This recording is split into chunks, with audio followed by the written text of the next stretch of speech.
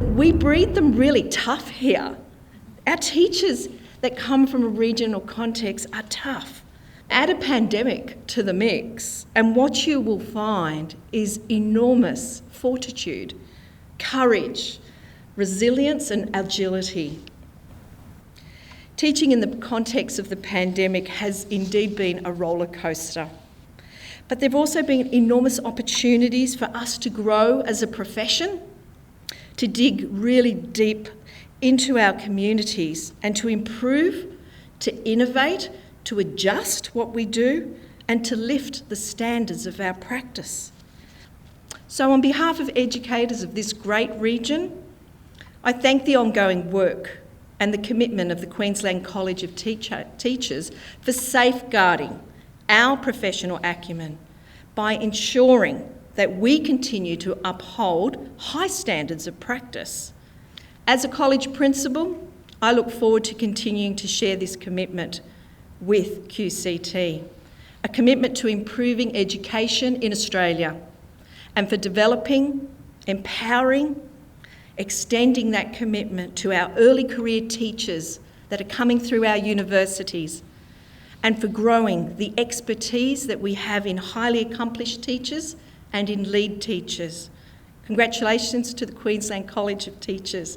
Another 50 years, we need you behind us. Thank you.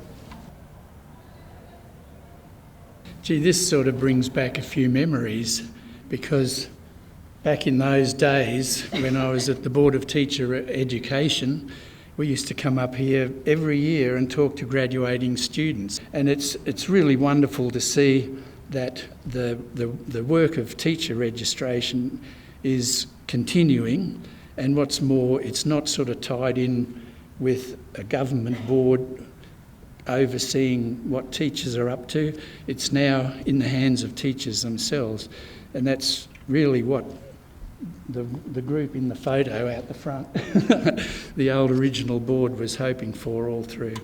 So congratulations QCT on filling out the remainder of the 50 years after I left, and we wish you all the best for the future. We settled in Brisbane, and so I waltzed into the department, as one did in those days, and said, well, what do I have to do to be a teacher here? So from 1973, and then I found out that they were going to be compulsory registering teachers.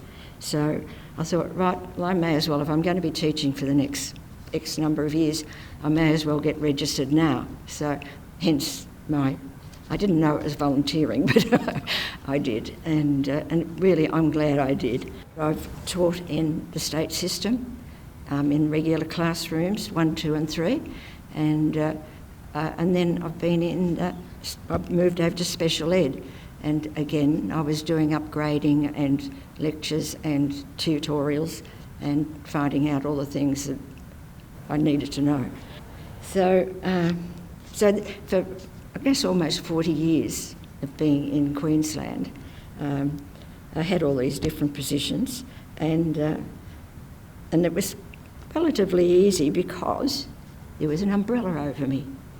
There was the registration of teachers, which I kept up, and I did so the whole time. In fact, when I decided it was time to retire, I kept going. I paid my money for another year. I've missed it.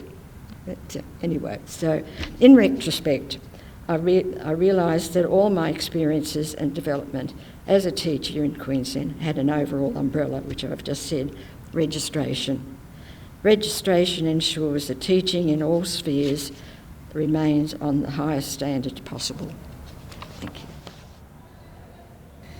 you. At USQ, we are acutely aware of the shortages of teachers in regional, rural and remote areas, and we know students who study at a regional university and do their placements outside the major metropolitan areas are inspired by their experiences and seek opportunities for careers as teachers in regional and rural areas.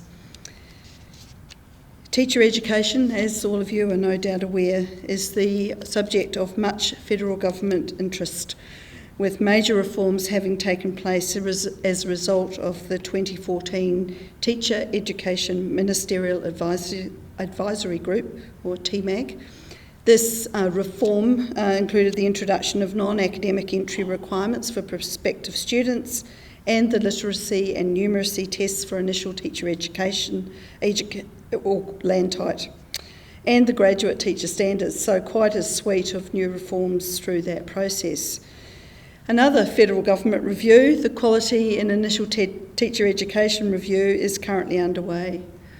But through all these changes and challenges, QCT have provided a guiding light and steady hand, and their advice and assistance has been invaluable to staff in our university and particularly in the School of Education, and we thank and acknowledge QCT for that advice and support.